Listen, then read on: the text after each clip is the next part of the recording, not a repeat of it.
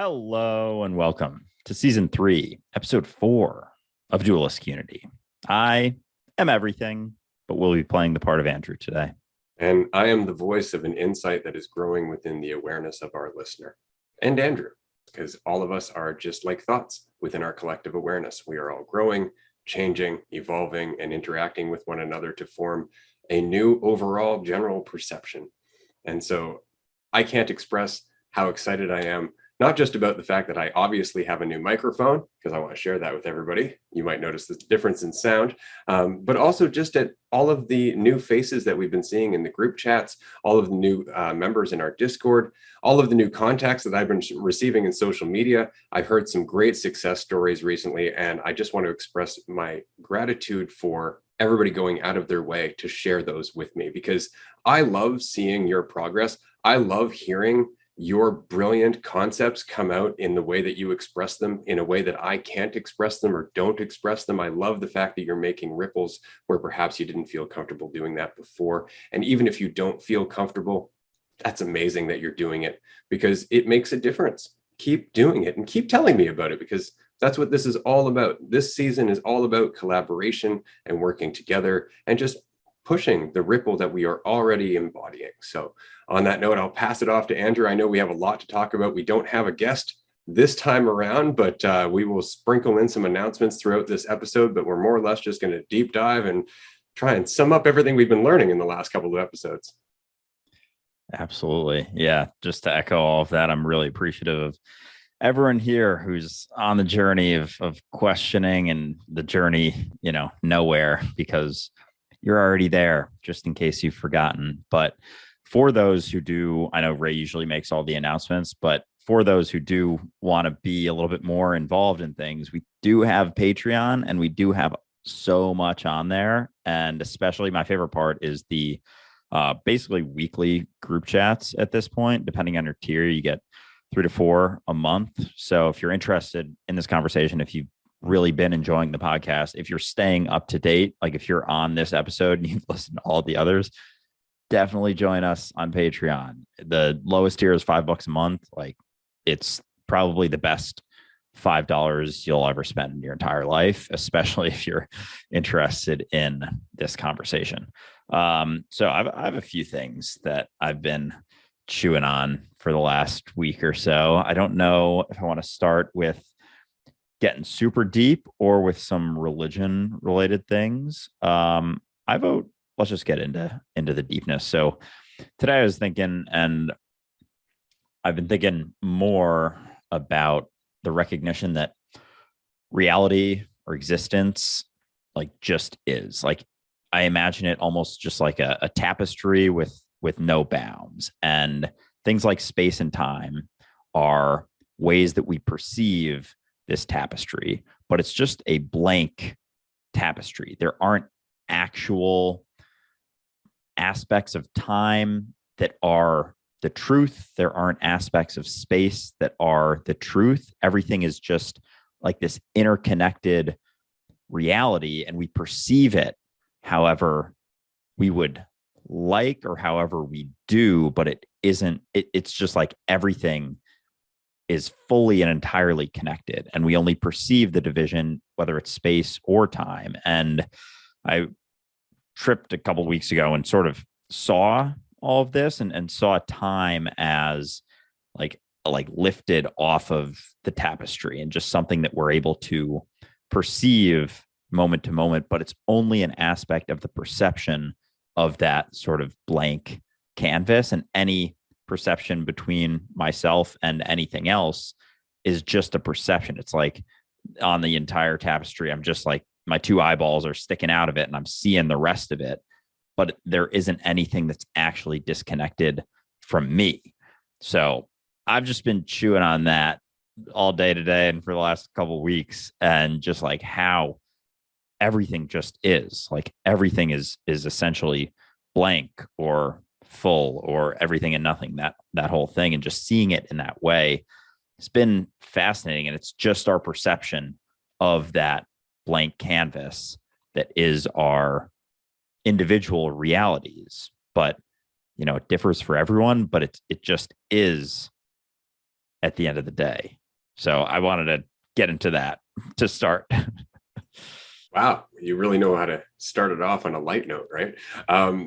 Yeah, reality continues to, I guess, leave me awe-inspired day by day, because reality just is, which is fine, sure. And if you lack imagination, you might go, oh, okay, and you might picture, say, the solar system, or many solar systems, or the universe, or many galaxies within the universe. Maybe you'll even envision more than one universe, and go, see, all of that is what is.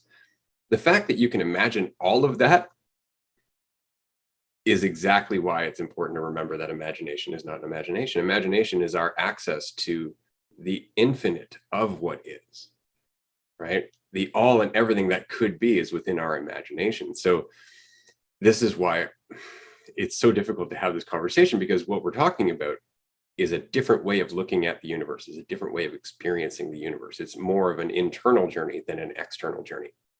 I would say it's far more of an internal journey than an external journey, because you have to abandon the perception of a physical universe in order to start accessing your deeper sense of intuition, in order to start accessing the things that your logical brain, your narrative brain would tell you aren't possible.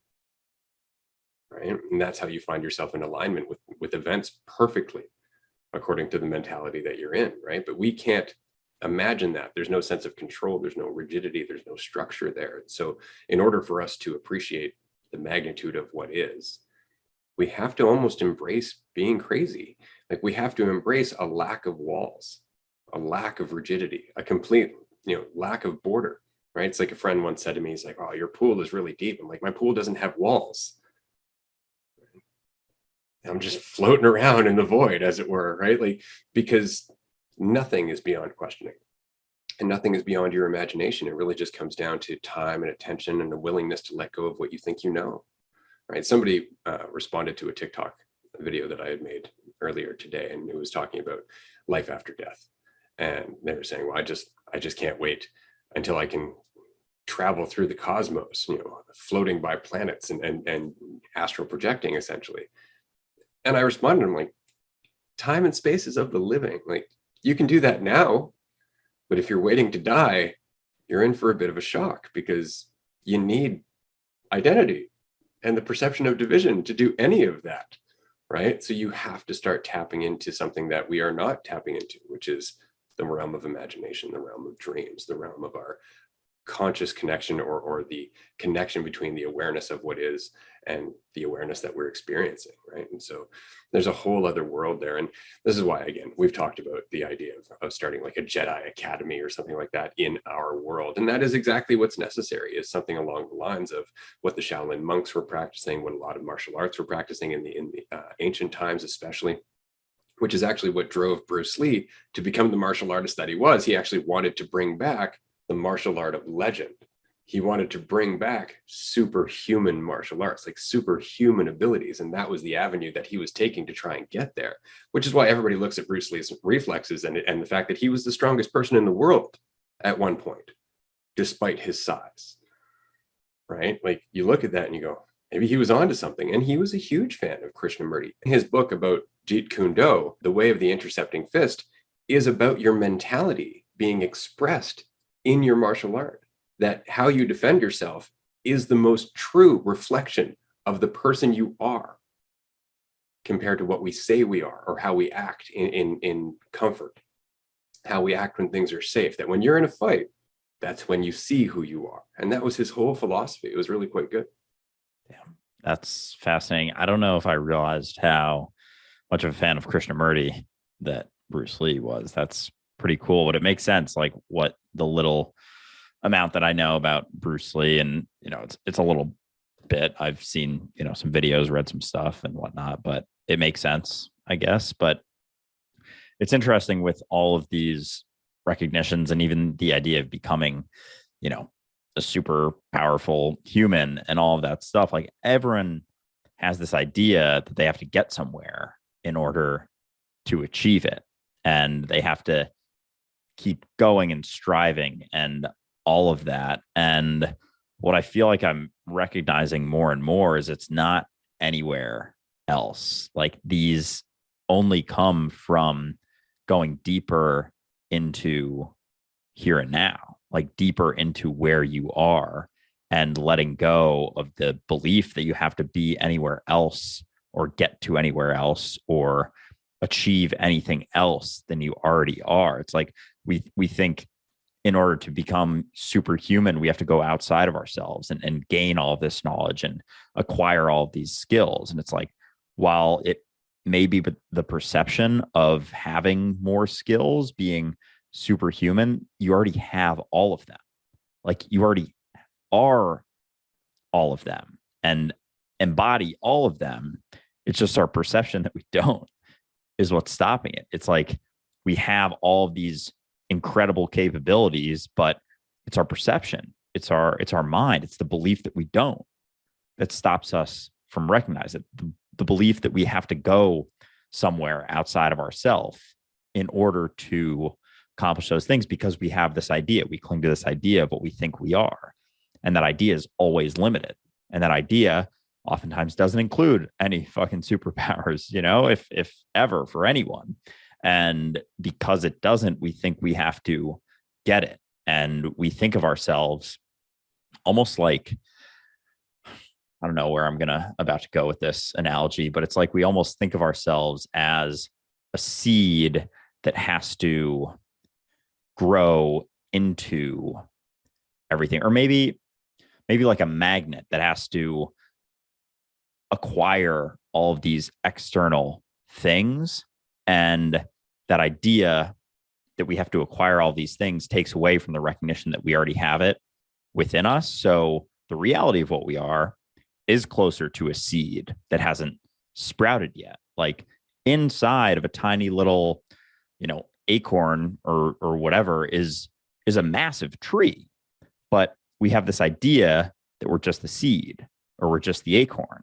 And we have all of that inside of us, everything, all of the things that we could ever imagine accomplishing or achieving or becoming are within us. They don't have to be added to us. So as we let go and peel back all of the beliefs about what we think we are, we allow those things to sprout out, but it's only through questioning. It's not from attaching more from the external to us, because we already are all of the external. But as long as you define yourself as something that isn't the external, you suppress the ability to sort of sprout, because you have this idea of what you are, as opposed to recognizing that you're already everything you could ever possibly be. So it's letting go. But our entire society is confused into thinking that the greatest idea of success is becoming, rich and famous. And that will inherently limit us from recognizing the true potential that we have in every single moment. So we have to let go of that. And like Jesus said, when the rich man asked if he could ever enter the kingdom of heaven, he was like, I don't know exactly what he said, but said basically like, it would be tough because you're reaching outside of yourself, trying to accomplish all of these external achievements, like these human levels of accomplishment or success. And it's almost like you have to let go of those, because those stem from identity and what you believe that you are. So you have to let go of those in order to reach that full potential. Yeah, except, so here's the problem that I keep coming across, because we talked about how we lack imagination, and that's a very important part of all this. And now I'm going to caution the listener before I continue on here that if you're not familiar with this show, please go back to season 1 before continuing on in this conversation. And if you can, go and pick up the Beyond Belief workshop, because let's just say that this is about to go into territory where you will have to suspend disbelief just for the sake of having this conversation. So if we take society out of it, because there is no society, and we don't look at how we're programmed or conditioned, and we just look at you, the reality of you, that is all and everything that you've ever known. And you come into the world and you're born as a human being, right? Or the experience of a human being. Let's take the label out. You're born as this fleshy meat bag that happens to be, at the whim of light and sound and all these new sensations and all of this stuff. And you're learning to walk, and you're learning all these limitations, and you fall and you scrape your knee, and now you're bleeding. And you're having this experience of vulnerability and physicality.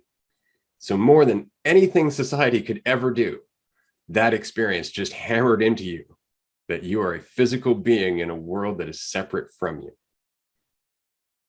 More than anything that anybody could ever try and convince you of, that experience of hurting yourself reinforced the perception of division more than any programming ever could. And so when we're talking about superhuman abilities, which is a terrible way of putting it, when we're talking about the connection between the observer and the observed, blurring the line that doesn't exist, that we just perceive, then we have to start looking at the fact that how we perceive reality is the growth. It's not the physical body. It's not fitting into the world. It's our evolving perception of our relationship with reality. So for the seed to become the tree has to change how it perceives everything. And that's exactly what we're talking about. To get to this point, we have to move beyond the original assumptions that we made when we hurt our physical body. We actually have to realize there's more to this physical experience than just moving the meat suit around, that there's a flow happening, and that in the right state of mind, you wouldn't trip. In the right state of mind, you would intuit something that's about to happen. In the right state of mind, you would be far more sensitive. And then how far does that go? How much can we affect the material reality? Is it material at all? If one knew that it wasn't material, would one scrape one's knee, right? Would we walk on water? Would we fear anything in the garden? Right? So it really just comes back down to seeing that the road is not this small, superficial, sad little journey that humanity has decided it is, that from birth to death, we just got to find a hole to get comfortable in and wait to die, right? There is a whole journey of a multidimensional, infinite awareness that can push the boundaries of what time and space means, because it is the source of that experience. And we're not having that conversation. We're too busy talking about belief. We're too busy talking about astrology. We're too busy, looking at one another and blaming the corruption, right? We're too busy looking at ourselves as just puppets made of meat that are separate from one another, right? And until we get past that, then we can't really start adventuring into the great unknown, right? Which is really what this is all about. Yeah, like everything we do is limiting the potential that, and every idea that we cling to or thing going on, and to sort of like bring our society back into it, like it sort of reinforces those limitations. And we've even settled on a peak that is probably 0.00001% of our true potential, and striving for that peak almost takes us in the opposite direction. And striving for these identity-based success, quote unquote, success metrics is inherently limiting our ability to reach our actual full potential. But we've gotten so conditioned into believing that like that is success, like that is success, is doing those things. And even, yeah, I guess we're getting closer with some people's messages of, happiness is the key to success, or like doing what you enjoy in every single moment. But at the same time, like that is almost conditioned in a way, because we have like these inherent beliefs about it, and it's still through our veil of what we think we are. And that's like the root of the way that we perceive everything, is through our idea of ourselves. So that's why we're so relentless in this conversation of talking about identity and how it is the root, what you think you are, the belief that, if existence is a body, that you're just a finger or you're just a thumb. That belief is what is limiting to the ability to be that entire body, to influence the entire body, to influence the whole. And the idea of what we think we are ending at our skin limits our ability to have influence. So people, with the argument, they say, well, I'm me because I can move my hand and you can't move my hand, and you move your hand and I can't move your hand. It's like, is that statement right there the only thing limiting your ability to do any of that? Like, that in and of itself is the limitation, the belief that that is the truth, the belief that that is fact. So that's why we question, everything, because that's the only way to get through all the shit and all that belief and all that fog.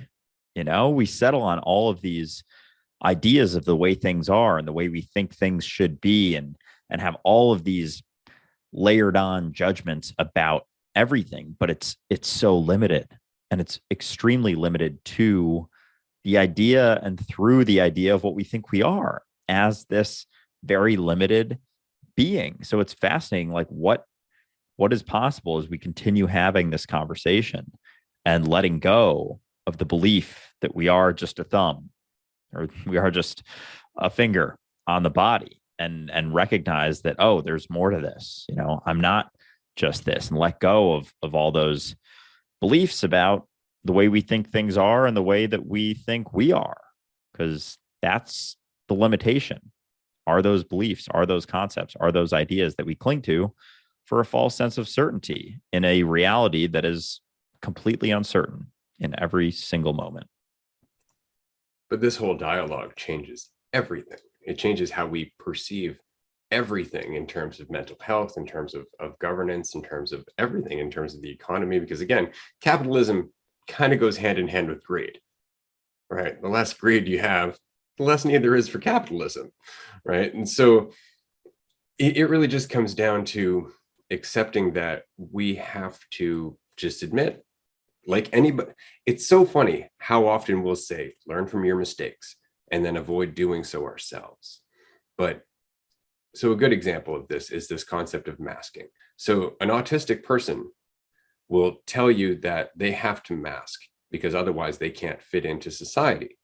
And you could make the argument, everybody's doing that to some degree, to which they will say, but it's not causing them suffering. It's causing me suffering. And what I think is interesting there is that if you just change your perception a little bit, what you'll realize is that they're better off. The reason they're aware that they're suffering is because they're aware that they're masking. Everybody else who's doing it just because that's all they've learned to do, they're suffering too. They just don't know it. They don't know why. They don't see that they're masking. They don't understand that they're putting on a show. That's what this whole podcast is about. Trust me, if you're listening to this and you're on the spectrum and you think that masking is something that other people don't do, they do. Maybe they aren't aware of it. Maybe they don't understand that it's not natural for them to just form an identity and be that identity in front of different people because everybody else does it. But it's part of our society. It's part of what we do, right? So if you're autistic and you have to mask and that's uncomfortable for you, that's a good sign. That's a sign of awareness. That's a sign that you're aware the mask is the cause of your suffering. Now, if you can just let go of your opinion of the mask, of having to use the mask, you'll suffer even less. Because right now, we do have to use the mask to some degree, if only because the people around us who are doing it without being aware of it are very fragile. To not wear a mask would throw them all into disarray. And so out of compassion, more than out of a desire to fit in, we mask. We lessen the impact of exactly how much we are because they're fragile. Not because we're not going to fit in or they're not going to like us regardless, because it's not up to us for them to like us. It's not our responsibility if they don't appreciate you being straightforward. I was saying this to a TikToker who goes through this unfortunate problem with masking or trying to mask, is that she doesn't pick up on social cues. And then people get upset with her, like, well, that's not what I meant. I mean, it's pretty obvious I was just being rhetorical. It is not your problem if somebody else fails to communicate clearly. The fact that they get upset that you didn't read their lack of clear communication properly is also not your problem, right? That's what I mean by that fragility. That's what I mean by the reason we mask is them. We're fine, right? In that state of mind where you understand masking is not what you really want to do, that's where you start to get wisdom. That's where you start to find alignment with what is, if you can remove your opinion of it, right? But this just goes to show that everything that we're looking at as a problem changes under the light of awareness and all of the crap that we pile on top of awareness, because it's that crap that's causing all our problems. And if we can just realize there is a common problem, there is a common thread to this complication, this idea of ourselves, this overcommitment to identification, if we can just get that, then everything else starts to gradually change. We see it all the time. The less seriously you take yourself, the easier time you have getting along with everybody else. So if you just take that small example and scale it out to a whole society or a whole planet, you can see how easily we can change the world by just questioning. Yeah, it's almost like masking is the collective ego. When we were talking, I think last season, about one ego, like it's like the idea of masking is that. And from the small amount of power versus force that I've gotten through the idea of attractor fields and whatnot, when you think about, say, most of society is wearing a mask, people who maybe inherently weren't wearing a mask are going to be sucked into the idea of wearing a mask, into the belief that they have to wear a mask in order to fit in, when, you know, most people, when large amounts of society are all wearing masks, it's almost impossible when it gets to a certain breaking point to not wear one, or it's at least incredibly difficult.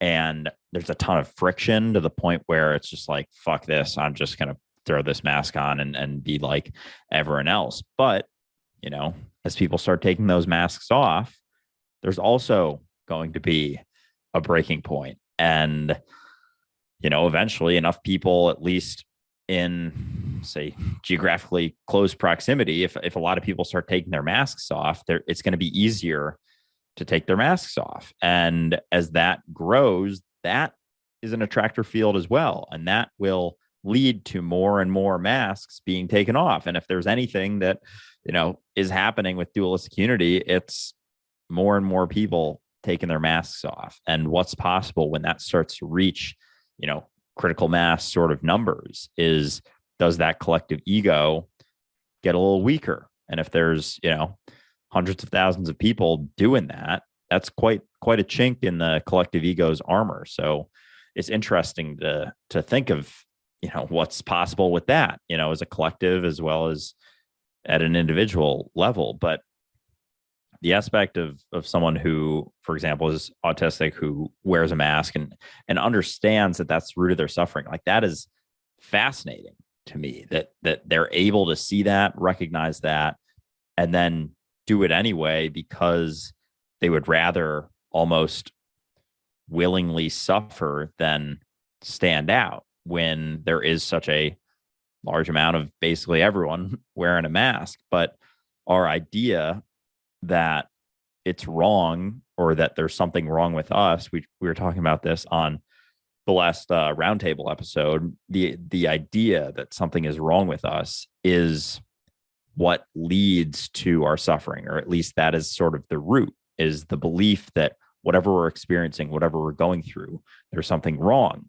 with that. So the example I used on the episode was that I've been through, you know, social anxiety. And when I was going through it and it was really heavy and impactful on my life, I thought there was something wrong with me. And the only thing I ever realized was that there wasn't. There was nothing wrong with any of the feelings that I was experiencing. There was never anything wrong with it. But my belief that there was something wrong with it led to resistance, which led to suffering. And so that pretty much applies to almost anything that we experience in life. Is our resistance to the reality of our experience leads to suffering. The gap between the way things are and the way we think things should be, or the way we think we should be, is suffering. So someone who is autistic and feels like they need to wear a mask, that gap between the way they are naturally and the way they think they have to be to function in society is always going to be suffering. Whether it's a big change or a small change, it's going to impact the amount of suffering that they experience. So in every situation, no matter what you're going through, no matter what you're experiencing, realizing that you don't have to label it as wrong, don't have to label it as bad, don't have to label yourself as wrong or bad, whatever you're going through. Realizing that you don't have to label it as bad lets go of all of that suffering. Letting go of the idea that there's anything wrong with what's happening or what you're going through lets go of the suffering, like significantly reduces the amount of suffering, because as you let go of that, as you let go of labeling basically any thought you have as bad, any experience you're going through as bad, as you let go of that label, there isn't anything left to resist. And if there's nothing left to resist, there isn't any suffering left. And that's what it comes down to is the acceptance of reality versus the resistance to reality. And as long as you're resisting, you will experience suffering. And it's not to say that you should never resist anything. Just know that it'll be difficult to experience a state of peace and not suffer as much if you're resisting anything at all that you're going through. So it just comes down to basically not labeling anything as wrong or bad. And as you let go of those, it doesn't mean that you have to, in external situations, dealing with something, like you really don't have to label it as bad to act.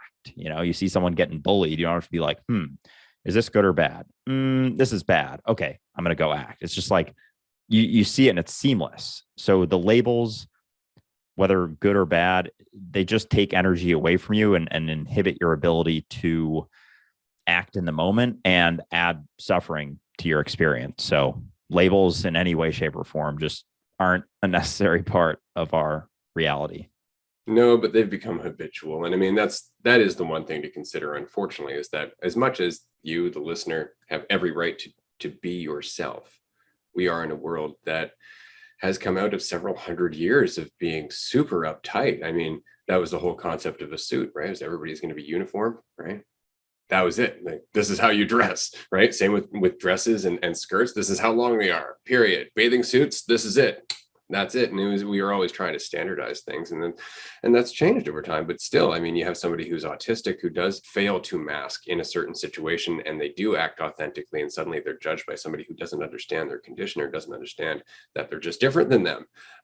That can make it very difficult in the workplace. That can make it very difficult in social circles and certain environments. And so this is where it's really important to be patient to some degree, because we are changing. We are changing slowly, but you can be a part of that change by finding other people who share the same situation that you're going through or something similar, starting your own businesses, getting out from under the thumb of people who don't understand you. This is how a society changes.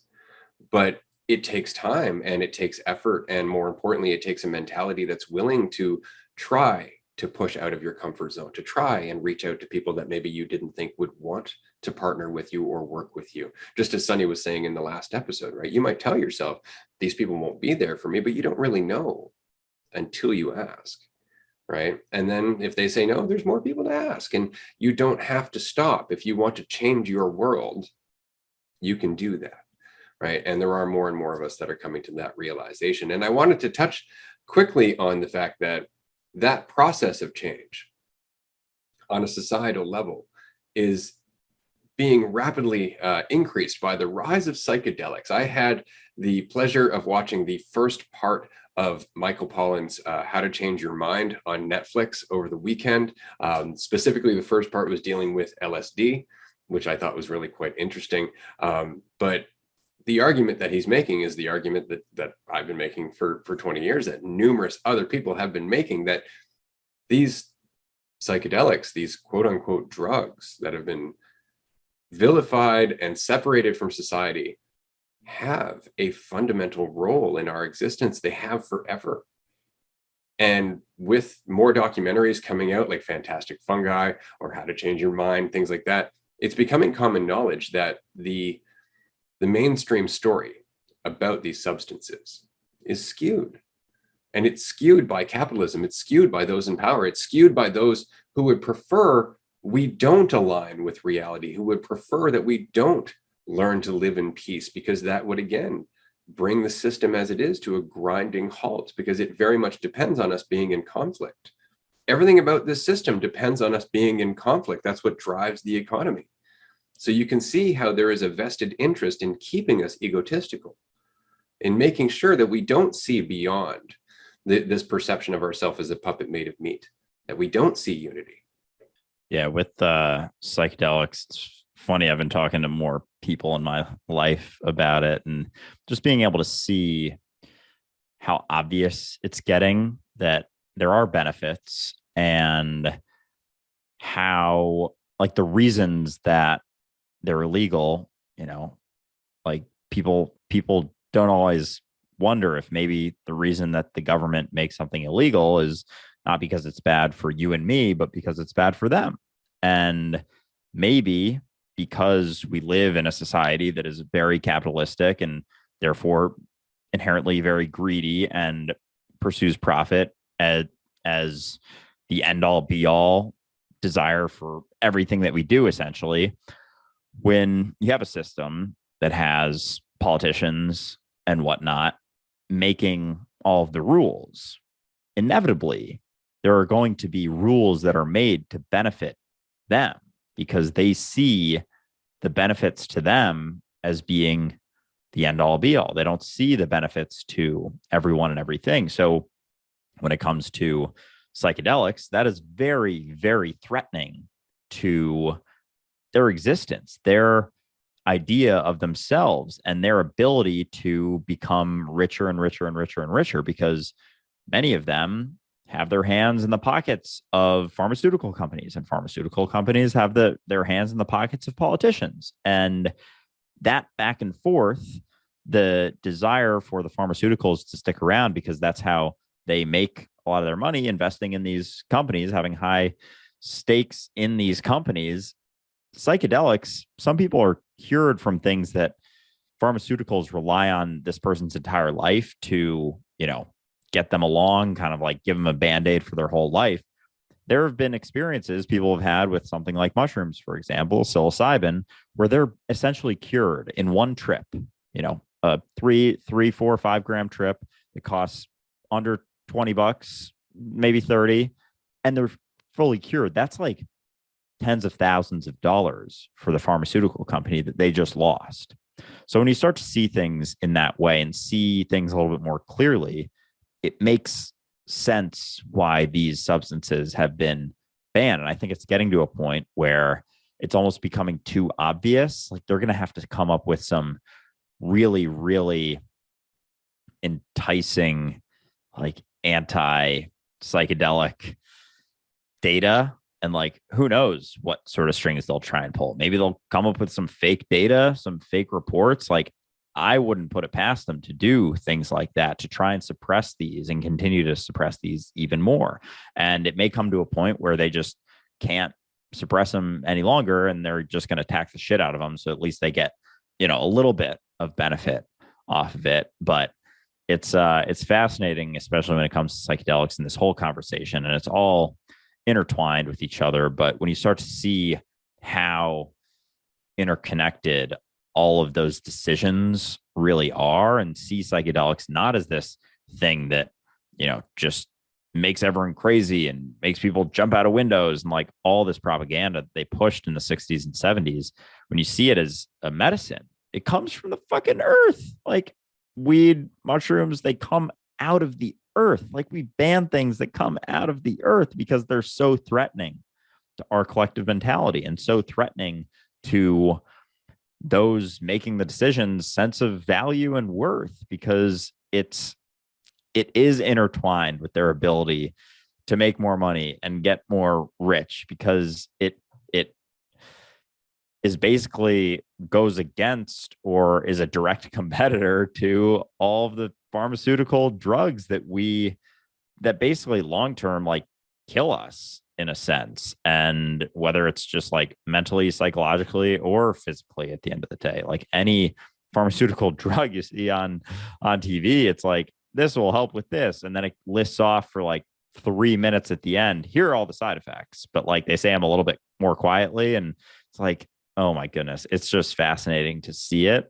But it starts to make a lot more sense, and once it starts to make more sense to the majority, I think things will begin shifting at a more rapid rate. And who's to say how long that'll take, but it might be sooner than we think. Yeah, I'd say it's funny, like don't take this perfectly natural thing that people have used for thousands of years. Instead, take this pill that may cause anal leakage. And that's how it goes, right? Because what's happening there is that we have been conditioned, or we've just kind of learned to trust certifications. We've learned to trust big egos. And so when somebody's like, I'm a professional, and they have a white coat, we go, yeah, they're intelligent. But then we see something growing out of a pile of cow shit underneath the tree, we go, well, that can't be intelligent.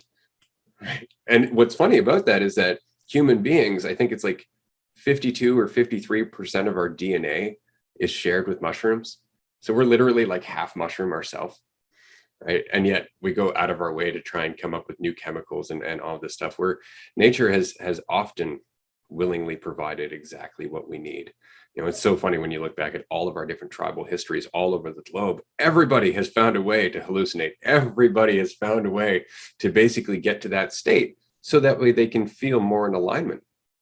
Of course, then you have the stoned ape theory that that's how we evolved, was from our primate kin finding mushrooms and eating them en masse as a food source, and just spending time tripping and imagining and developing a sensitivity to the moment. Because often I wonder about that, because a lot of our abilities in terms of like speech and cognition really come down to our ability to slow down and form a train of thought, right? And so primates, for example, they're very much like us, and they're very slow when you watch them, right? They're very deliberate in what they're doing, unless they're agitated and upset, obviously. But when they're contemplative, when they're sitting there and they're conducting a test on them, say like the awareness test, where they get them to look in a mirror and they put a blue mark on their head to see if they can recognize that it's themselves in the mirror, right? And apes can do that. They will recognize themselves in the mirror. They'll go, oh, that's me. They'll go like this, like, oh, how's that on me?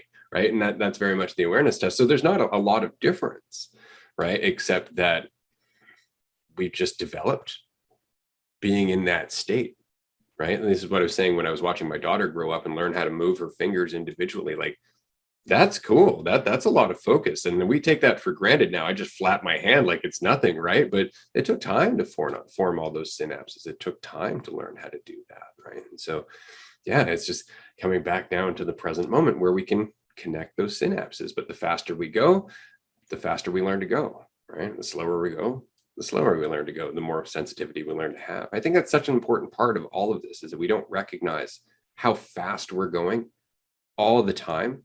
I was talking to my daughter about this recently, just about the fact that if you watch your brain, it never stops. It's always looking for the next thing to think about, the next problem, the next thing on the checklist, the next thing that's going to happen tomorrow, the last thing that happened 2 days ago. It's always looking for information to process. Always. And it always will, because that's what the brain does. And again, I'm going to throw that one back to Sunny, because that's exactly what she was saying, right? That the brain thinks that's its function. And until we identify with the brain, it's not a problem, right? But as soon as we go, oh, I'm thinking, now we're in trouble, right? Now we can judge ourselves based on what we're thinking. And then we judge ourselves based on those judgments. And it just becomes this hole that we get buried at the bottom. Yeah, it's like thinking certain thoughts are bad or wrong, as opposed to just seeing it as this sort of, I don't like saying separate, because that's just a perception, but not tying ourselves to it, or thinking that there's something we have to do about it. Like I have to take action. I have to quiet my mind. I have to do these things. It's like, it's just happening. Just like let it happen and stop judging it so much. Those thoughts that keep coming up that you don't like, you keep labeling them as bad. They're not. You're just perceiving them as bad. They're just a perception. Even the idea that you can comprehend what they are is fascinating. And it's funny how you can only ever comprehend your thoughts in languages that you understand. Like, it's in a language that you've learned. So it's not, that is a learned understanding. It's not something that's just objective. Like, it's very, very much subjective. So it's interesting just how often we label certain things and certain situations that we're going through as bad or wrong. And it inevitably leads to resistance, which leads to more suffering. And going back to the like natural substances and psychedelics and remedies, I'm curious your take on this, Ray, with all the things that we suffer through as humans, both physical and psychological. It's like I think of weed almost as being helpful for the physical suffering and mushrooms being helpful for the psychological suffering. And it's like we've gotten so far from being able to recognize that those two, that combination, can help with so many aspects that we suffer through as human beings. And it's like they're there to help us out, to be like, hey, you're getting far into this illusion. Like the illusion's cool because it allows you to have this experience, but let's rein it back because there's a lot of suffering going on. And it's like we've gotten to a point almost where people assume that the human experience is suffering. Like this entire experience, it's like, oh, suffering's inevitable. It's just the way it is. Like this life kind of sucks a lot of times. It's like, when did that start? Like, when did we get so caught up that we actually convinced ourselves that this entire experience kind of sucks ass most of the time? Like, that's not how it has to be. That's not how we came into things. It hasn't always been that way. And it makes you wonder if maybe our suppression of these substances that come from the fucking earth are leading to that belief, are making us think that, oh my gosh, all this stuff I'm suffering through, I have all these aches and pains, and, my mind won't shut up, and I'm, depressed and anxious all the time. It's like, maybe they're here to help us out a bit. And so I wonder, with the history of them, obviously we know mushrooms have been around for a very long time, but it's like, do we think that as humans, or just existence, has gone more down this illusion of duality, do we think that these substances have gotten like more and more prominent, like the earth, as we go further into the illusion of duality, the earth's like, more, you need more, come on, just take them. And it's like, I wonder if there's some correlation there. And it's interesting to think about. I mean, that's one of my favorite things to do, is just think about shit like that. But I'm curious if there could be some correlation. I can't imagine that there isn't some correlation, being, infinite intelligence. As things, the pendulum swings too far one way, it's like there's something balancing it out. And could it be that with all this psychological suffering, the, mushrooms are back to balance it out a bit, or with the physical suffering on the weed side? Maybe it kind of makes sense. I think it's a damn good question. I mean, I think it's very interesting that both acid and psilocybin were, quote unquote, discovered or became mainstream right after World War II. Quite literally, right? Acid, Albert Hofmann, it was right after World War II. He found acid. And then shortly after that, it was Maria Sabina down in Mexico who was talking about mushrooms, and that became a craze as well. And it was huge right after we committed one of the largest atrocities humanity's ever done. And what's funny is that, are there suddenly more mushrooms, or did we suddenly just become more aware of mushrooms? And this is why it was interesting that I got about halfway through the second part of How to Change Your Mind, and they were talking about Maria Sabina. And it's funny because the first time I ever grew mushrooms, I chose a strain that was right from her village. Anyway, the point is that after they went, oh, well, this species of mushroom is hallucinogenic, psilocybin, oh, wow. And they sent it to Albert Hofmann, and he synthesized it. And they're like, whoa, psilocin, this is great. This is a lot like acid. Well, all of a sudden they started finding dozens of other psilocybin mushroom strains that they didn't know existed, but that were everywhere and had been or had they been. Humanity just suddenly went, oh, that's really interesting. But the problem with all of this, whether it be weed or mushrooms or acid or ayahuasca, it doesn't really matter, is that it's not a cure-all. It's not a silver bullet, right? Like, if you are at the bottom of a deep, dark hole and you have forgotten how to feel alive, how to feel free of yourself, they will help you. They will take you through that. It's not going to be comfortable. It's not always going to be pleasant. And this is something that I really want to stress, is that we are not saying they are pleasant. They can be pleasant. You will find moments where they are very pleasant, but you will also find moments where you have to face shit that you didn't know you weren't facing. Or all of a sudden you become aware of a memory that you buried at one point or another and forgot about. And it's going to pop up. And then you're going to look at it and you're going to have a moment of clarity. And you're going to go, oh, that served a purpose. And then you'll be able to rationally let it go because you no longer resist it. You're no longer judging it. You're no longer identifying with it. Right. But if that's the process, we can do that all the time. It's just how deep at the bottom of that hole are you? Because when you are deep at the bottom of that hole, yeah, mushrooms will lend a hand. Psychedelics will definitely, show you a way that you maybe don't see anymore, or at least that was the experience that I had, right? But once you've seen it, once you've got your sea legs, once you're like, oh, there's a game and I can recognize it clearly, then you don't need them as much, right? You don't need them at all, but doesn't mean you can't enjoy them, but to keep leaning on them as the source of your insight, to keep leaning on them as the source of your brilliance, unfortunately, just continues to reinforce the idea that it's not coming from you. Right? And as soon as you let that go, you'll realize the mushrooms never did anything except to allow you to tap into a part of yourself that was there the entire time and always is there. Right now, your brain is taking in billions of bits of information. You are aware of everything that's happening right now. It's just that you're distracted, right, by what you think of yourself and the division that you perceive between me and you. Right. And that's it. That's the only difference. So psychedelics can help until you see the game, and then you have to do the work. Right. And that's where the progress really starts. Right. But we vilify psychedelics, and we do so for a very easy to understand reason.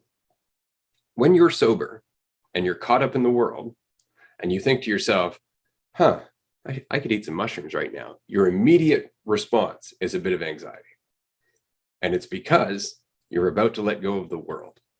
That's what it is. You're letting go of the world that you know, because there's nothing like psychedelics, right? Words don't describe the experience that you have. It is such a radical change from what we consider to be reality in our sober, egotistical state of mind, right? And so you can see as our society has gotten more egotistical, that resistance to that mentality, that anxiety at its existence would eventually become laws.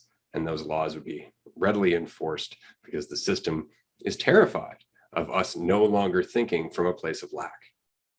Yeah, absolutely. Well said. It's funny how there's so many things when you start to see reality, like going back to the initial thing I was talking about with the tapestry, like everything is just a manifestation of a progressive mentality that starts, in someone's mind, and it sort of spreads from there. And then eventually gets to a point where it's like made a law. And that's just a law is just a manifestation of our collective mentality or our collective fear, because we lack so much faith in ourselves. And we have this perception that we aren't whole and complete, or we can't handle anything that comes our way. It's like laws and rules and commandments and all of it are just manifestations of that fear, like getting expressed in a perceived physical way. And so when it comes to something like psychedelics and mushrooms, like we say it every time we bring it up, is that they are not doing the work. You are. When you're on mushrooms, it's not that you are this different person. It's like you're closer to who you actually are, because you're peeling back all of those layers and all of those beliefs and all of those judgments and thoughts about what you think you are.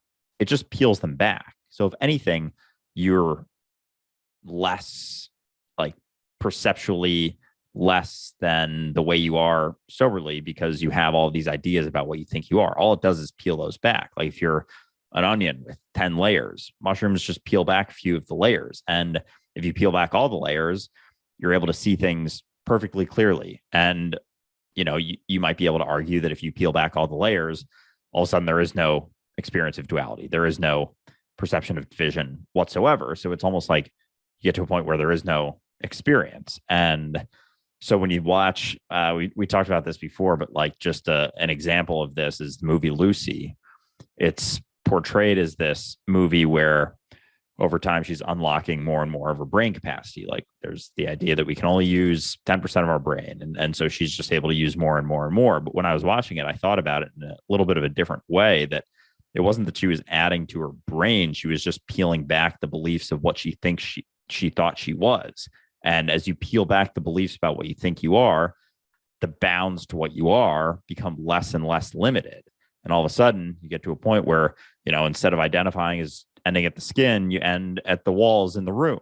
And then you're able to impact everything within the room. And then you let go of that. And it's like, oh, you can impact everything in the city. And it's just like expands. And it's expressed in a way where she's unlocking more of her brain. But could it be that they're correlated? Could it be that our idea of ourself is limited at about 10% of our brain? I think that's like a myth that's been disproven, but just hypothetically in this situation, like, could the idea of ourself be limited to only 10%? And as we let go of that idea of ourself, it's like we are unlocking more of our ability. And maybe it's not necessarily like our human brain, but at least awareness itself. And when you recognize that awareness has no bounds, space has no bounds, time has no bounds, eternity, it's like we limit our perception basically willingly to have this experience. But as we question that, could it be that we can access more, that we can do more, that we have more capabilities than just being able to, make mouth sounds and move our arms and legs? Like, who's to say? Well, I'll say, yeah, absolutely we do. And we see it all the time. We see it all the time. The less that you are absorbed in your idea of yourself, the better you are at pretty much everything you try. And it's because you're actually in what you're doing. We discussed this in the Beyond Belief workshop in terms of being in the zone.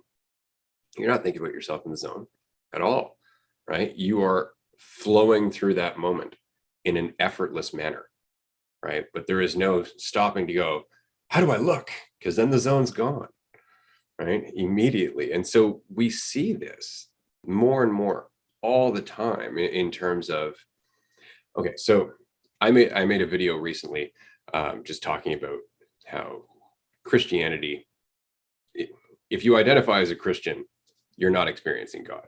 And of course, I got a lot of hate for that, a lot of hate. And it was because, of course, they assume I'm just talking about Christianity.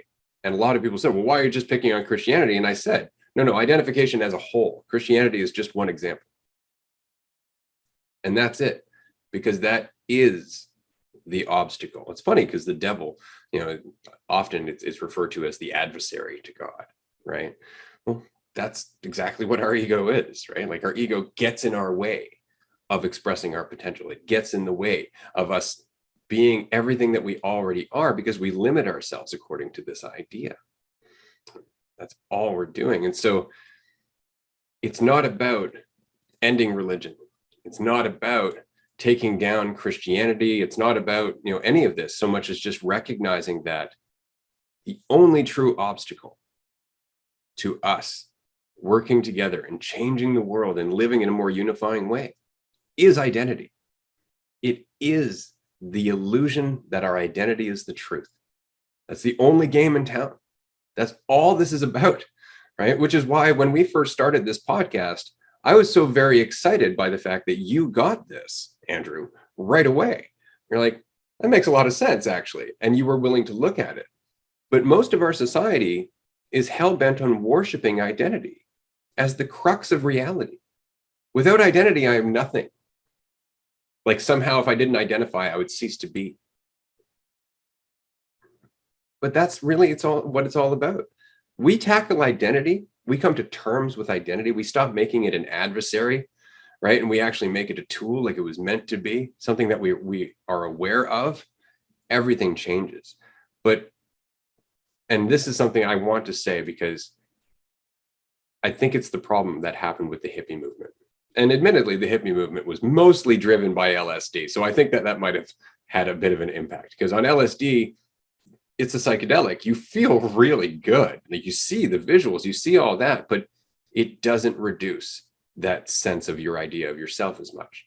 Not as much as mushrooms. Mushrooms humble you, but you do feel really good, and you do feel very expressive and very loving on LSD, which is why I think the hippie movement was all about love.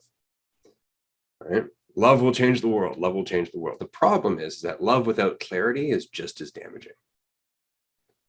And so my point And I think the entire purpose of this conversation and mushrooms and working on meditation or questioning yourself or all of that isn't necessarily to express love, but to embody what love is by clearly being aware of what it's not. And so I think this movement is clarity. I think clarity is the thing that the ego or the system that's built by the ego can't deal with. It can deal with love. It can make you afraid, but clarity fears nothing.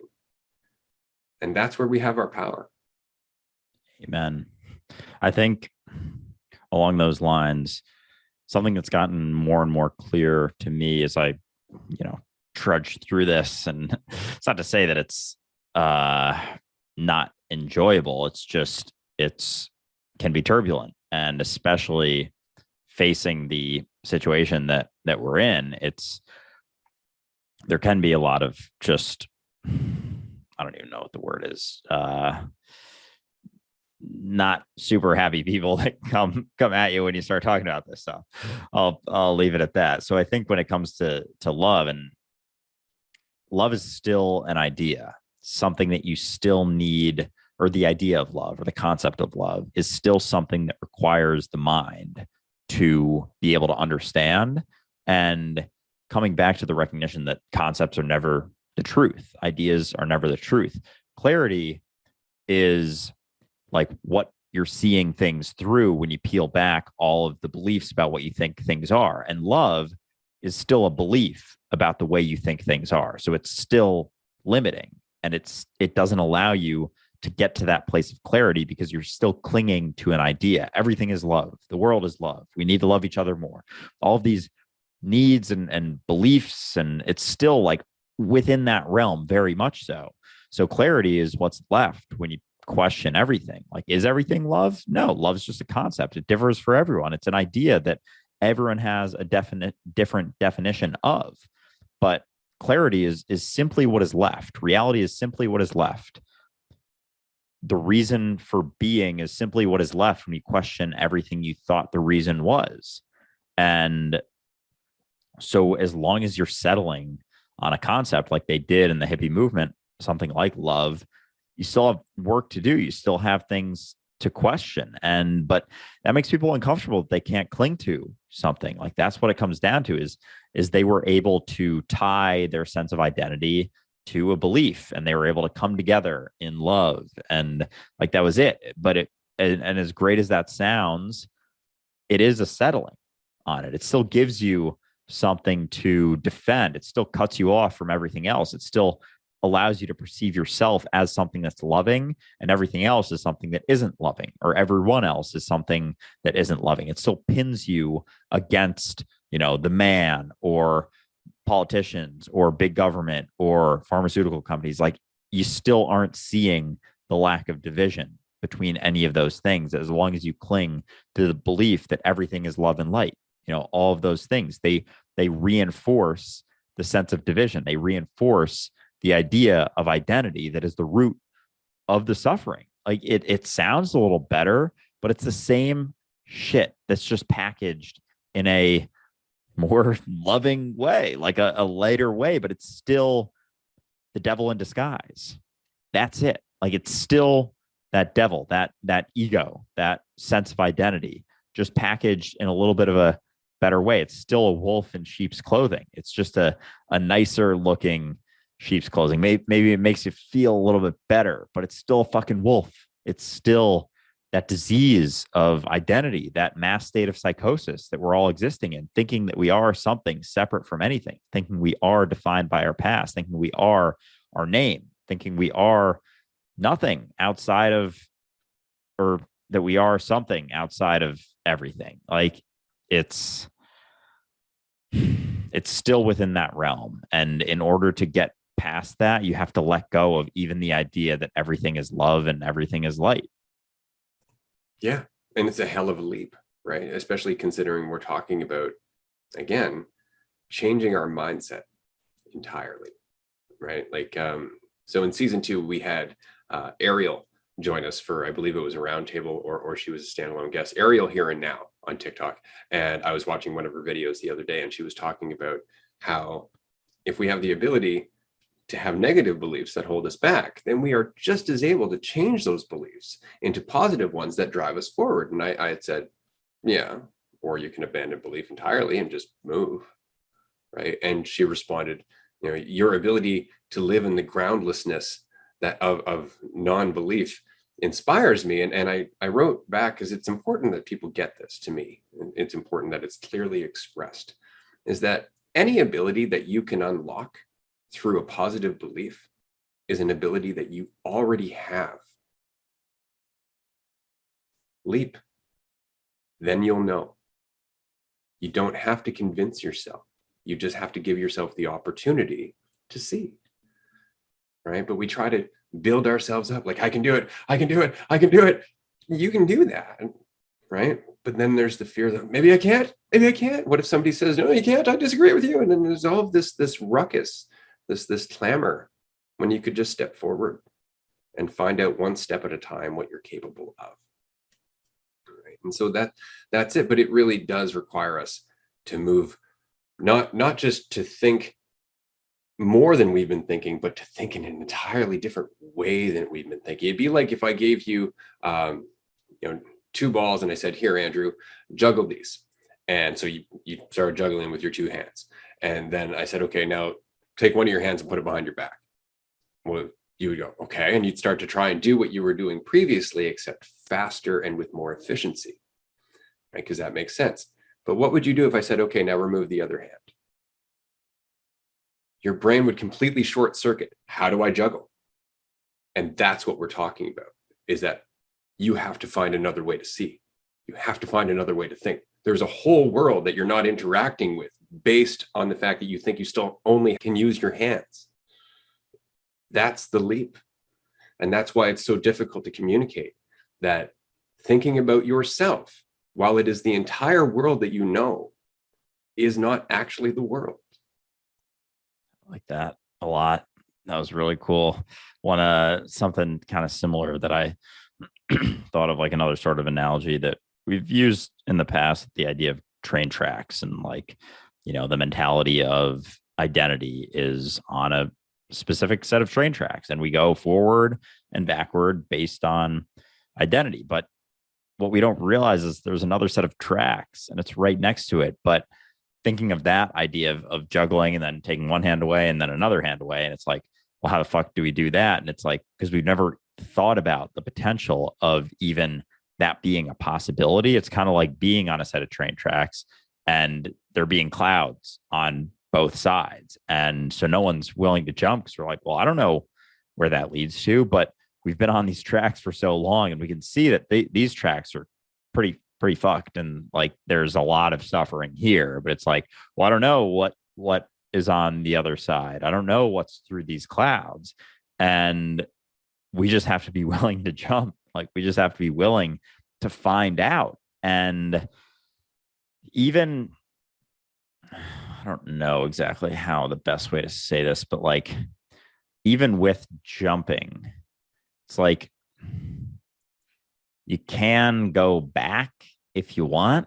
Like, I wouldn't recommend it, but like a lot of people, and I saw it as last year and when the podcast started, like there was a number of times where I kind of wished I could unsee what I had seen, and like kind of wished I had never recognized this when I was going through some stuff. And I was like, fuck, it would be kind of a lot easier if I could just go back to not understanding any of this. And like, there were points after I recognized it, after I, quote unquote, woke up, where I felt like I could have probably turned around. And every time there was a couple times where I contemplated it. I was like, I could go back, but I didn't. And I think there's a lot of people, there's different levels to it, but there's a lot of different levels that people are able to push and then turn around and come back. And most people, there are doors that open to recognize these types of things.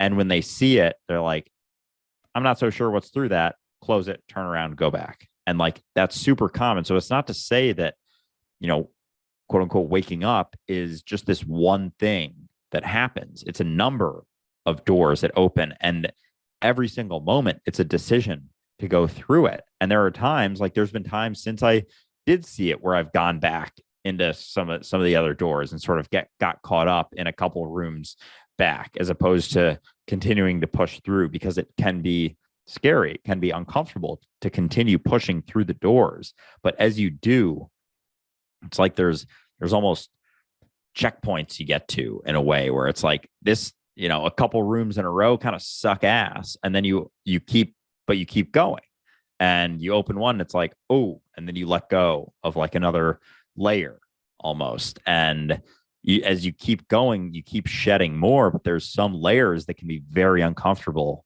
to shed. But it doesn't mean that you're not still making progress, and you're not still getting closer to the reality of what you actually are, and the reality of your potential. And like every door you push through is another layer of your potential, which at the same time is another layer of the idea of what you think you are, that's getting peeled back. It's like they're happening simultaneously. And so many people, they go through, maybe they even just see a door and they're like, ooh, nope, I'm good here. And a lot of people get caught up in that positive idea of themselves. And that's still in the first room. They're still in the first room. They haven't even walked through a door yet, but they're so comfortable there. They're like, why would I ever do that? It's like, because you don't recognize that there's so much more through those doors. And the first couple doors are kind of scary, and they get less and less scary the more you go through. At least the overarching like set of every 5 doors, maybe it gets like a little more scary, and then you get through those, then it's like less scary, and then it's like a continued process until you've been through like 100 doors. And it's like, I've been through this so many times, like I can keep going through these. And it's cumulative. Like it gets easier and easier, and you feel freer and freer the more you go through. But it's just that process, and it's one foot in front of the other. It's moment to moment. It's a moment to moment letting go. But once you step through that first door, it's difficult to forget what you've seen. And it's not to say that you can't go back, but I don't know, you get to a point where you could never even fathom going back. And I know Ray's been there for a while, and I'm pretty much at also, but it's a lot of fun to keep walking through the doors. So yeah, anyway. Yeah, no, there's definitely a point of no return. I in my opinion anyway, where you've committed to the embodiment of going through doors for so long that you're just like, I love this. Where's the next door?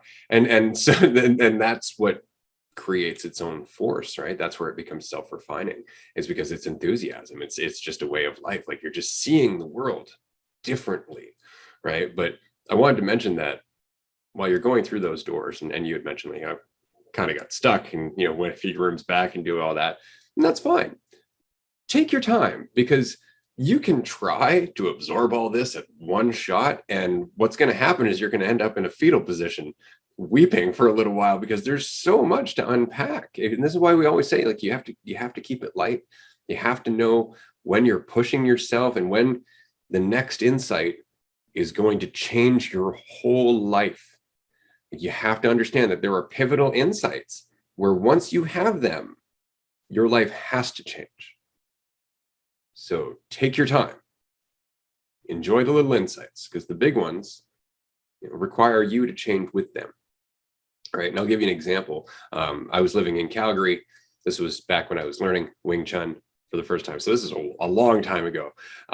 And afterwards, I went on a mushroom trip with another student, and it was a nice trip. Did my thing. He was, his mind was blown. He was having all these great insights and whatnot. And then at the end of the trip, I went outside and I lit up a cigarette, because I was still smoking. And he looks at me, he's like, oh, why are you doing that? Like, that's not good for you. It's not good for you. I knew it wasn't good for me. My actual conscious thought was, I'm going to tone this down a notch and go and think about my addiction for a bit, right? So that way I'm not quite as aware. And I said as much to him that I don't think I'm ready to be that aware yet. And it confused the hell out of him. But then I think it was like 2 years later where I just had to quit, because I couldn't avoid the insight anymore, and I was suffering for avoiding that insight. right? And then as soon as I quit, my whole life changed. My business changed. My relationships changed. Who I was as a person changed, because of course that habit wasn't draining my energy, which allowed more potential to come through. So take your time, right? Those insights are there, but you'll know when you're avoiding it. The consequences pile up. You can't keep throwing the snowball up the hill without it, building more snow as it comes back down, right? Like eventually you have to process it and let it move on, or it will bury you, right? And that's just something that you're going to discover over time. And the nice thing about being buried, by the way, is that you can always dig yourself out. That's the nice thing about being an eternal being. There's nothing to fear. It's just that how much consequence do you want to go through, right? It's funny, you had me thinking about something, because we were talking about, sometimes when you're waking up, you kind of want to go back, right? Because the expression that ignorance is bliss. And I find it really interesting because in the Bible, especially around the Jesus story, there's so much leprosy. Like there's so much leprosy. And leprosy is a really interesting symbolic disease if you think about it, because what happens is that you lose sensitivity in your nerve endings in your skin.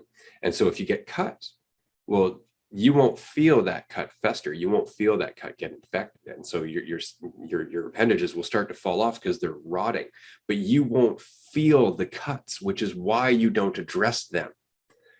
That's ignorance. It's not that you're not getting cut. It's that you don't feel it and you can't fix it. And so you're just rotting. Damn, that is a very fascinating way of expressing that. And yeah, it makes a lot of sense, because it's like knowing and recognizing that identity is the root of our suffering. You can keep doing it, but you're going to keep suffering and keep reinforcing the root of that suffering. And so yeah, it's been interesting going through that, and even seeing some of the things that for a little while were very difficult for me to go through, like, not naming names at all, but people close to me, talking to them about some of this stuff, specifically when it comes to religion, made a lot of people very uncomfortable. And I had a situation come up this past week where I was at this event, basically a family friend's kind of funeral ceremony. But he had passed away. It's one of my friends from growing up, his dad, and he was an amazing person. And he passed away last November. He had battled with leukemia back in 2005 and was given like a 10% chance to live, and like overcame it, lived another 16 years. So it was like, that in itself was sort of miracle, and eventually passed this past fall. And so they just had a very small funeral back in the fall. And then this past week, they had like a couple hundred people basically came out. And so they're pretty religious, or at least he was. And some of the family, my good friend, not so much anymore. He actually listens to the podcast. So he knows who he is. And I appreciate you getting to this if you've gotten here. But it was interesting because that ceremony was very religious focused. And so some people close to me, I'm not going to say names, but they're sort of religious, but not super religious. And I've had a lot of conversations with them, and there've been some heated conversations about it. So just keeping that in mind, going back to the ceremony, it was super religious. And there was a dude, it wasn't a priest, it wasn't a Catholic ceremony. It was, I don't know, Lutheran or Protestant or something along those lines. So it was like a sort of minister type guy. He just had a suit on. And he gave a speech about the man, our family friend who had passed. And it was honestly the most disempowering speech I have ever heard in my entire life. Like, you take a motivating speech and flip it and like make it the opposite. Like, that's what it was. And basically, this dude who had passed was given no credit for anything that he had done, the people he had touched in his life, and all of the people who were there, all of his closest friends and family, weren't given any credit for everything they had experienced with him. All the credit was given to God and Jesus. It was like, I was sitting there, just like, I was sitting next to my brother, and I was just whispering like that's so wrong. Like wrong, like every couple minutes. And there were some other people who spoke, and it was all just like, glory to God, glory to God, glory to God. It was like, this dude's not getting any credit for the amazing life he lived as an incredible person. He was incredibly stoic, like cared a lot about other people, like so many amazing things. And it was like, they would say it, but then they'd be like, now, you can't really give him too much credit because it's just God working through him. And it's like, well, yes and no, but it's not that there is something separate from him working through him. It's him working through himself. It's me working through himself, me as God, him as God, you as God, working through that. So that was fucking fascinating. And it was crazy to see, because there were a lot of religious people there just kind of like nodding their head in agreement. Like, I was paying very close attention to everything that was being said. And I found that, even here and there, I'll go to mass with, family or friends or whatever, and I'll pay much closer attention than I ever did. And I wonder if any of them were actually paying close attention, because what I was hearing was ridiculousness. It was absurd. And so I talked to some people close to me, my family, afterwards, and I'll just say it. And we were talking at dinner, and my sister brought up how, she had seen that ceremony in a much different light than she ever had before. And it was a little bit alarming, all of the language that was being used and the expression of that. It was very, culty feeling, because it is culty. And they were like, my family was kind of like, Andrew, honestly, we appreciate you bringing these things to light, like to our attention, because like that ceremony was ridiculous. Like that was absurd. And I was like, yeah, yeah, I'm with you. So it was, I've been through some back and forth with them about it, but I think things got a little bit clearer with that ceremony, because it was like sort of extreme religion in certain aspects, just in the verbiage they used and whatnot. And I think as people start to see that, they're like, oh, I kind of see the issues with this. I see how incredibly disempowering it is. And one of the things he said that stood out was that you can never find peace within. It was something along those lines. You can't find peace within. You need God's love to find peace. You need Jesus's love to find peace. And it's like, holy shit, that's the most disempowering sentence I've ever heard in my life. You can't find peace from within yourself. Like, holy shit. So I was just sitting there. I was trying to not to make too many faces, because I was kind of near, it was like a semicircle, and I know a ton of people there follow me on social media. So they're probably all looking at me like, I wonder how Andrew's reacting like that. So I tried to keep like just a blank face, but I was like, what the fuck? This is crazy. So that was a fascinating experience. And that was the other thing I wanted to bring up today, besides just the recognition of reality being just what is without any perceptions, basically. And don't get me wrong, like the intention is nice, right? Like how he's part of something larger, blah, blah, blah, blah, blah. But it's all lip service. Like it's all superficial concepts, right? And the problem is that because we perceive each other as separate, because we're so identified and divided, right? There's almost this unconscious perception that shifts when someone dies. Oh, he's gone now, right?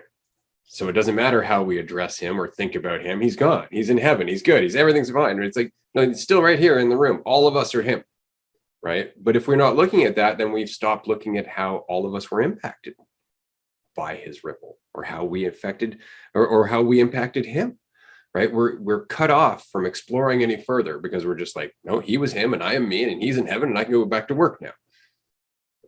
That's pretty much it. So yeah, no, I'm well versed with it. I don't know if you've ever been to a faith healing. No, I've not. Oh, I definitely recommend you attend one of those in person one day, just for the sake of getting a good show. It is incredible to watch what people will do to themselves for the sake of validating their belief and having other people validate their belief as well. Right? Like it's all drama. It's all a show. And you can say, well, they're getting something out of it. Yeah, for sure. And placebos are like that. Absolutely. But what's the cost?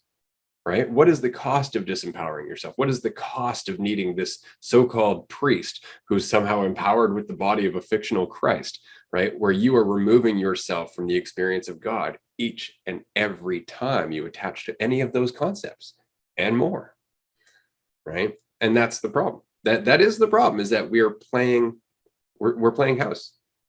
It's all just make believe until it's actually felt. And I'm going to reference Sunny again, because after the last episode that we had with her, during the episode, we were talking about Reiki, the energetic connection to all of reality. And I was saying that as you become more aware of unity, you start to recognize that everything is Reiki. Everything is flow. And you're feeling all of it if you're just aware of it. Well, I dropped that and she went, yeah, that's great. I like that. And then a few days later, she was thinking about it and she made a TikTok. And you could see as she's going through all these moments of just living that she's starting to tear up. She's starting to feel it.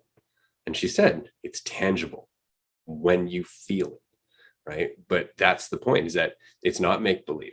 It's not something you have to try and experience. It's not something that you're forming in your mind in order to create that experience. It's the complete cessation of creating anything and allowing yourself to be what you are. And that is very much the difference. And that is how you know the difference between when you're fooling yourself or when you're not.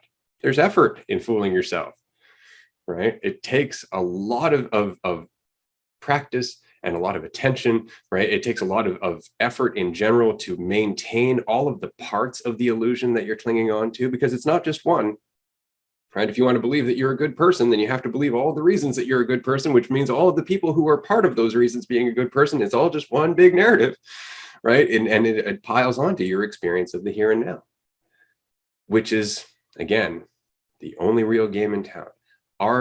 The depth of our experience in the present moment is the final frontier that humanity has yet to experience or has yet to explore.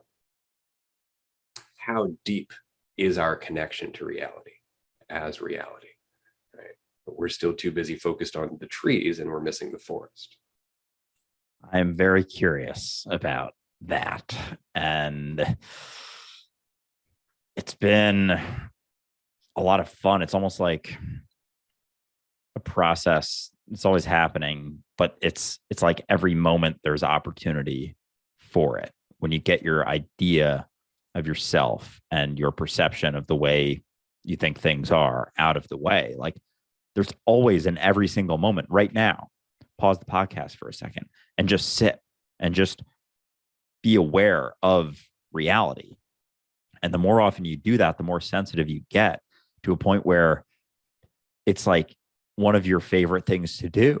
Like when I go on walks now, I rarely have headphones in. I will most of the time just listen back to the podcast and do the timestamps and stuff. But a lot of times I'm just like, there is nothing better than just being in reality. And even on a plane, that's something that a lot of people are like, oh, I got to fucking fill my head with something on this ride, because like this sucks.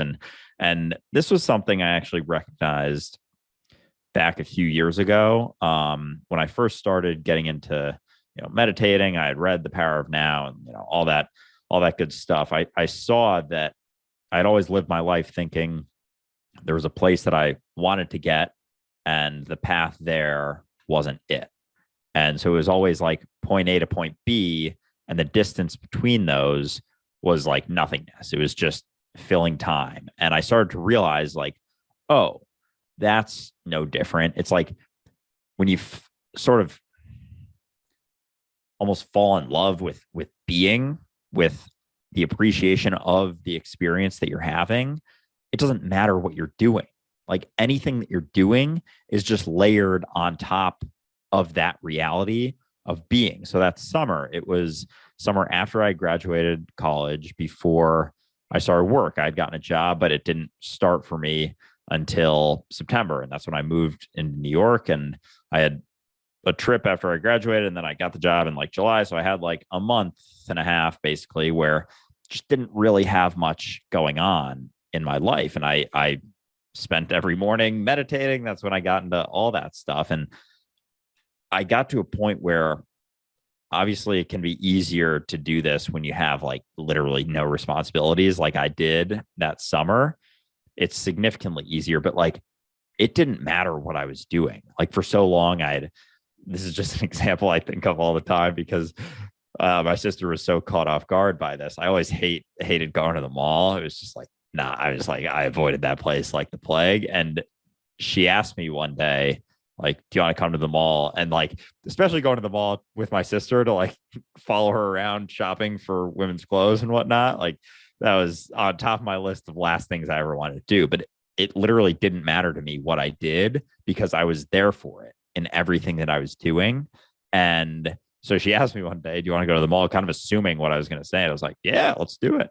And so I just went, and like, I don't even know if I had my phone with me at the time. It was just like, there was so much peace in what I was doing in the moment that there wasn't anything outside of that I needed. And I think at this point, like there was a time when I started work and I was caught up in like just being present to the point that I would turn my do not disturb on when I was just doing something at my desk. And I was like, oh, just one thing at a time. That's all I have to do. And I would get people like come up to me at my desk and be like, Andrew, I messaged you like an hour ago. Like, where are you at? And I started to realize like, oh shit, like I kind of have to like pay attention to more than one thing in the workplace. It doesn't really work like that as much. And that took some quick learning in and of itself too. So there was a point where, starting with a new thing and getting caught up in that, it kind of like, I was still meditating and doing all that stuff, but I kind of got away from it in my moment to moment experience. Whereas now it's very much back in that state of like, whatever I'm doing is just something layered on top of my appreciation for just being existence, experiencing itself. And it really doesn't matter. Like I have very little preferences. Even something else I notice is like going on a trip or going on vacation versus not being on vacation. Like there's no difference in my experience, in my reality. Like Dualistic Unity podcast, this is one of my favorite things to do in my life. Filming a video that I based on an idea or an insight that I had.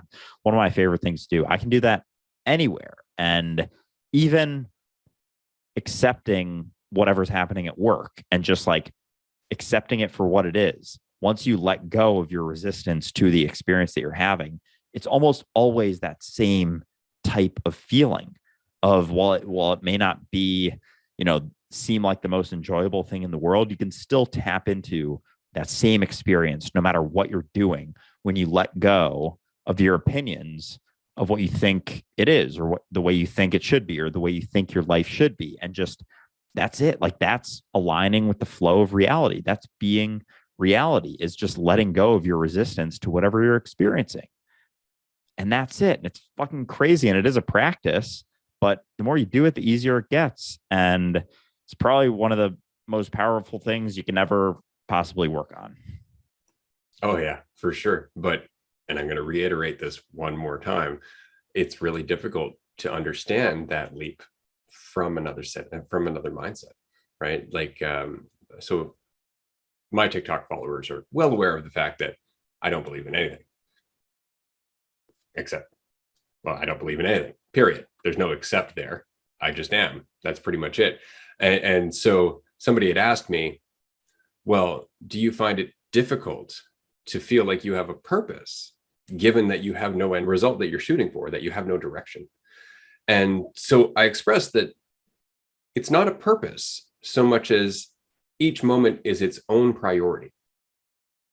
Each moment is an opportunity to get more in line with who I am or get more distorted away from who I am, right? To experience more of that consequence and that anxiety and that conflict, or to experience less of it. But each moment, each thing that happens is an opportunity for me to pick a direction, as it were, right? And so, like Andrew was just saying, after a while, you really don't have any preferences. And when you do, you notice them as an opportunity to experience something else. Because you're just like, oh, that's interesting. There's a preference. I'm going to take that direction instead. Because you've noticed that it's a habit. And that's the beauty of it, is that you're free. everything is an opportunity for you to see how much you're in your own way, right? So every moment is its own purpose because there's no end result. The moment is the end all and be all of your existence, right? So the more we cultivate that, the more we're in line with that, the more that we are cultivating the whole. Our relationship with the moment affects the whole because it is the whole that we are having a relationship to and as. Yeah, it's crazy how intertwined all of this is. And like recognizing that there's nowhere to go, there's nothing more that you want out of anything than the experience that you're having. But we are caught up in the belief that there is somewhere to get. There is a place that we need to get to become more or achieve more or accomplish more or become something more than what we are. It's like when you recognize there isn't anything more than what you are, there are no bounds to what you are, so you can't possibly become more.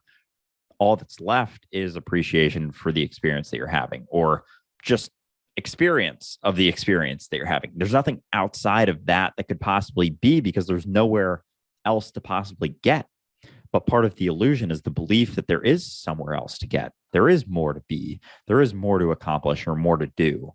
And we need to do that in order to become more and achieve our highest self and all this fucking bullshit. And that belief that there is a higher self to get to will keep you from fully experiencing reality because there's always a carrot to get to. And therefore, if there's always a carrot to get to, there's always a stick to run from. They go hand in hand. There isn't just a one side or the other. It's like, but as you let go of that, as you let go of the carrot to get to, you let go of the stick to run from. And then you're just there. And there's nothing but the experience that you're having right now. And our mind and our intrusive thoughts and our worries and our fears are all manifestations of the belief that there is somewhere to get, that there is something to run from. That's all it is. And so as you let go of those beliefs that there is somewhere to get and there's something to run from, your mind gets quieter. It's a byproduct of the recognition that there isn't anything you could ever possibly become that's more or less than what you are right now. That's all it is. So it's all so fucking intertwined. So now it's like the more clearly I understand this stuff, it gets almost harder to give simple answers to a question of like, how do I get rid of intrusive thoughts? It's like, oh, well, there's layers to this shit. And the more you let go of the belief about what you are, which is limited and therefore gives you something to strive for, the quieter your mind's going to get. But the more you believe that you are inherently something separate from everything, the more you believe that there is somewhere to get and there is somewhere to run from, the louder your mind's going to be because it's always going to be trying to get to that place or run from that place. And that's all it is. So as you let go of that, there's so much depth to this, but your mind inevitably gets quieter. There isn't anything for it to grasp onto when you let go more and more of the idea of yourself, because that's pretty much all the mind ever clings to is the belief that because you believe there's somewhere to go and something to run from, it's going to try and help you run from that thing or achieve that thing or get to that place or run from that place. That's all it's trying to do, is trying to keep you safe because you believe that you aren't already everything. You believe that you are this limited entity. Like it's perfectly intertwined with that. So letting that idea of yourself go, questioning what you think you are, alleviates a lot of the learned stresses and anxieties and fears and worries that we've come to believe are just a aspect of our reality. Yeah, well said. It's funny if you're ever dealing with somebody who is suffering from anxiety or suffers from, intrusive thoughts. They're like, how do I get rid of this? Just ask who. And then they'll tell you who the problem is. They'll tell you the entire narrative that is the source of their anxiety and their worry, right? Because whoever they answer is what they're attached to, which is what's causing that anxiety, right? That's why I enjoy that question. But it's interesting you were talking about our relationship with source. And I'm going to admit that something that happens on TikTok, and it makes me a little bit sad sometimes, admittedly, like I get it. It's a step. Sure. Okay. Every time I see a video that says, I just got a message from source, as much as the insight is great, as soon as you've done that, as soon as you've said I and source in a way that's divided, whatever insight you had, you've cut. You've completely destroyed the efficacy of that insight because you're no longer in a state of mind that's responsible enough to absorb it and embody it. You've separated yourself from the insight itself by holding on to your identity. There is no source talking to you. It's your insight. The only thing that changes is whether or not you're willing to be responsible for that insight. Right. And that's where that cognitive dissonance comes from. If I have a negative perception of myself and suddenly I have a life-changing insight, I'm more than likely not going to want to take credit for that insight because of the idea of myself that I'm holding on to. Right. And that's the saddest part about that, is that if they could just let go of source, the insight would hit them that much harder. They would actually change that much faster. They would embody the insight that they saw rather than it just becoming a concept and attributed to something external. It hamstrings us each and every time we stop being God. We stop being aware that we are the awareness of the universe. And we talked about this in the Beyond Belief workshop, but each and every person who becomes aware that they are the awareness of the universe changes the entire path of our planet, the entire path of humanity. Every relationship you have changes just because you're no longer afraid of those people, because you don't need anything from those people, because you recognize those people for what they are, that you can empathize with them rather than just seeing the walls and the divisions that you've held on to habitually out of some misplaced sense of lack. It changes everything. But this is it. It's moving to a new paradigm. It's not just thinking faster and more like we've been thinking in the past. That is our problem. We have to find a way to juggle with no hands. Yeah. And that idea that you cling to for the false sense of certainty is always, always, always, always going to be limiting relative to the reality of what you actually are, relative to infinity, relative to that which has no bounds, relative to the ineffable. That is what you are as God. And yeah, it's like this is the aspect that sometimes I get frustrated by and I try and let go of very quickly, is when you start to see things like this and people are defending their suffering. It's like, you don't have to do that. Like, you're limiting yourself so much. And even the belief of what you think you are as someone who is suffering is the thing that's maintaining that suffering. That's what's keeping the suffering around. And so you can question that, because the only one who ever holds on to the idea that you're something or someone that suffers is you. And we bring that idea that we are something that's suffering into every single thing that we experience. And it makes sense because it reinforces the belief that the ego is something that is actually real. Like, that's what it stems from. It feels good to our ego because it allows us to perceive ourselves as something more than someone else. Even if it's something that's suffering more, it's still something that's more than others. And that's what it comes down to. And it's a difficult conversation to have because it isn't well received almost ever by anyone. But it's because we believe that we are that idea. We believe that we are the ego. And it's not to say ego is a bad thing ever. It's not something that you're going to kill, but it is something that you can let go and something you can question and something you can recognize isn't the truth of what you are. But you have to be willing to let go of the idea that you're more than anything else, even if it's the idea that you're suffering more than anything else. It's still a belief that you're more. Well said. It's so funny, right? Like, so I think it was the Buddha who said, if I knew the power of giving, I would have started doing it so much earlier. And the problem with that is that from a mentality that's egotistical, giving does very little good, right? Because it all just becomes self-defining. But when you no longer need, giving is just the natural result, right? It's not even giving so much as just, I don't need this. I need to pass it to someone else, right? And that's the point. It's kind of like the difference between gratitude and appreciation, right? Gratitude is an action. Appreciation is a state of clarity, right? Or at least you can look at it that way if you'd like to. I know they're just words, but you can look at the intentions differently. Gratitude tends to be, what am I grateful for, as opposed to a moment of appreciation based on just recognizing how everything has added to your existence, how everything is perfectly in place for you to do something else.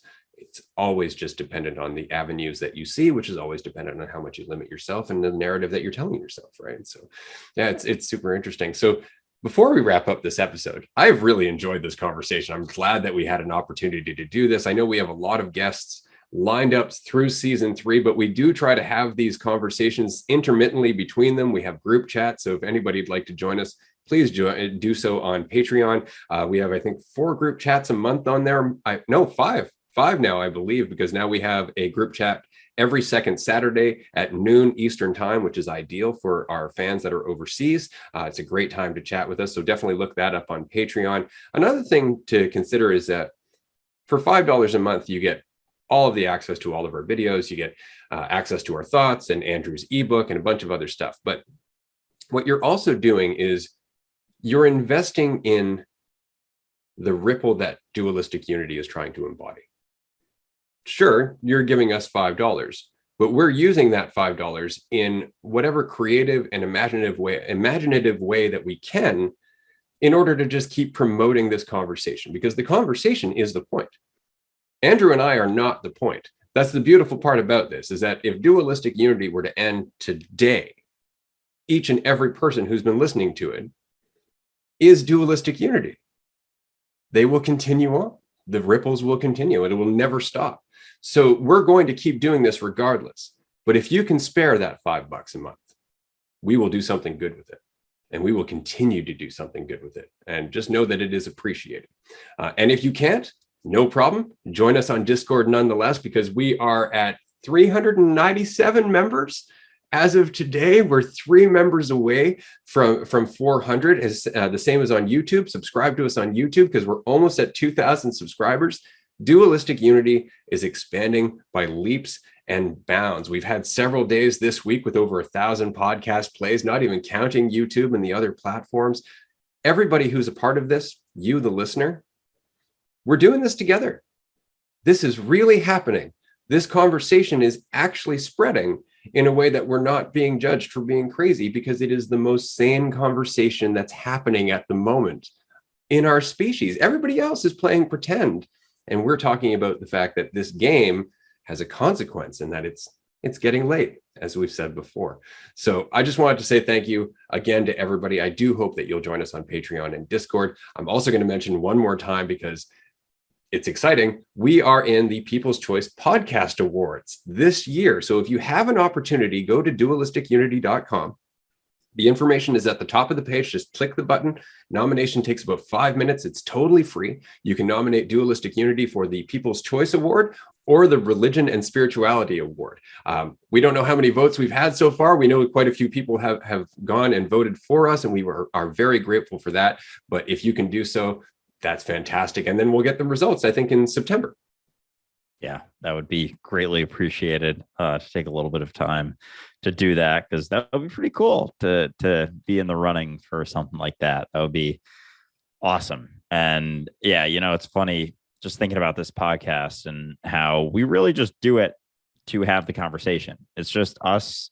We would be saying the same exact stuff, whether this was recording right now or not. It would just be conversation that Ray and I were having, but we're very appreciative that we have people who are listening and who want to be in the thick of it with us, because I agree. I couldn't agree more that this is the most sane conversation being had in reality right now. And yet it's perceived as this crazy thing. And it's funny, like, even I have a couple different group chats with different groups of friends. Like, sometimes people say stuff about my content or like whatever, and they'll say, something along the lines. Even recently, we were talking about, I forget exactly what we were talking about, but it was something about how, oh, that person doesn't exist. Only the perception of them exists, right, Andrew? And like in my head, I was like,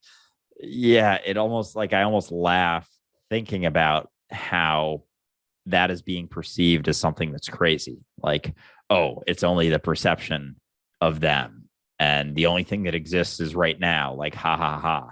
It's like, yeah, do you understand what you're saying? Like, no shit. It's all like, have you ever experienced anything outside of right now? Like, no, of course not. Like, is that person actually real? Like, define them for me. Define them and don't use their past and see how well that goes over for you. But it's funny to see it. And like, I just kind of laugh. And even going back to thinking about that Chump Change podcast, like with how tough that was going back and forth and trying to get through some of these very basic insights and how difficult it was for them to even grasp onto the recognition that right now is all there is. And, you know, they don't actually exist, or I don't exist in the way that we think we do. Like, it logically makes sense when you're able to get your individual perceptions out of the way, the things that you believe in, the things that only really exist inside of your mind. When you're able to peel those back, this conversation makes a hell of a lot of sense. But until you do that, until you're willing to question some of the things you hold on to for that false sense of certainty, it's not going to make as much sense. And you know what? That's okay. You know, we're just here having the conversation. If you're able to and willing to question along with us and understand anything that we talk about, like, good on you. That's all you, because we're just out here talking about stuff. So if you understand it, if you're able to comprehend it, like, that's all you. That has nothing to do with us. Like, give yourself a pat on the back, because there are a lot of people who have incredibly visceral reactions to, I would argue, the most logical conversation that's happening in this day and age. And I've always been a very logical person. And when I came across this stuff, it just logically makes a lot of sense. Like, it's the only thing that makes actual logical sense. But we're caught up in the belief that concepts are the truth, that this illusion is the truth of what we are, that we are what we think we are. So as you go beyond that, that stuff just doesn't really make any sense at all anymore. So long story short, I appreciate you very much for sticking through it, especially if you're all caught up on the episodes. Like, that's fucking awesome, because I'm honestly kind of surprised anytime someone says like, oh, I've, you know, listened to a few episodes or 10 episodes or 15 episodes. I'm like, holy shit, good for you. That's awesome, because it's not a super well received conversation in this day and age, although it is the most logical conversation that you can ever have.